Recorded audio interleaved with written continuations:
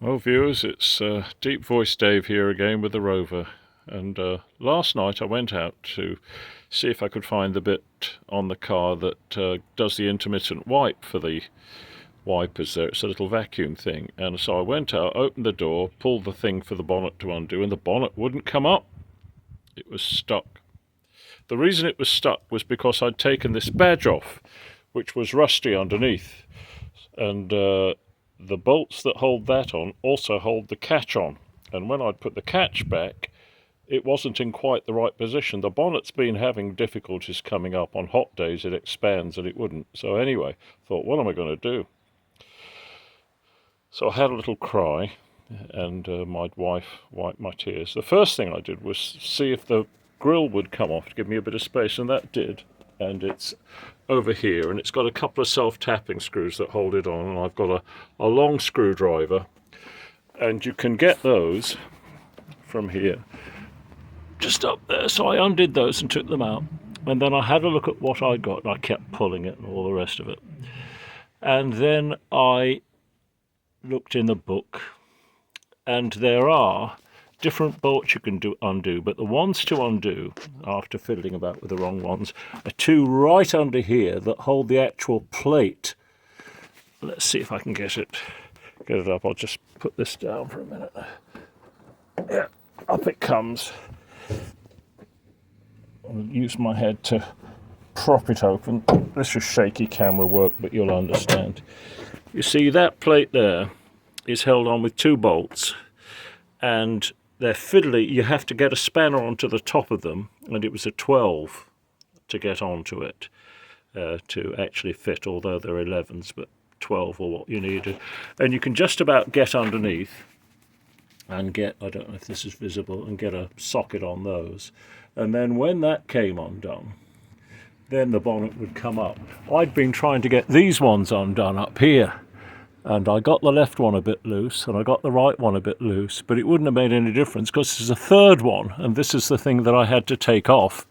There's a bolt underneath there that holds the bonnet, the badge on. You see there's a bolt there, there's another one under that, and when I put it back on in my haste I hadn't put it right. So even if I had got those two off, the third one there wouldn't have let me move it. I've cleaned that up, look, got all the grease off it and everything. And then here you see there's the catch that comes right across, so I thought everything needed to be moved to the passenger side in Britain. See, the cable's a bit stretched, and I've cleaned that up and put some WD-40 on it. I hope to take up the slack on that. That catch there, you can see that sliding catch with a sort of knife edge wasn't coming far enough across. So anyway, when I went to bed, and I had dreams about it this morning, how to mend it. And I managed to get those undone.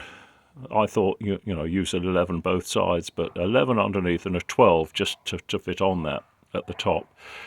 And then I only got the passenger side one loose. Well, I got them both loose, but the left-hand side wouldn't, or the driver's side wouldn't come up. But anyway, that was sufficient, and the bonnet popped up, and I thought, oh, hallelujah.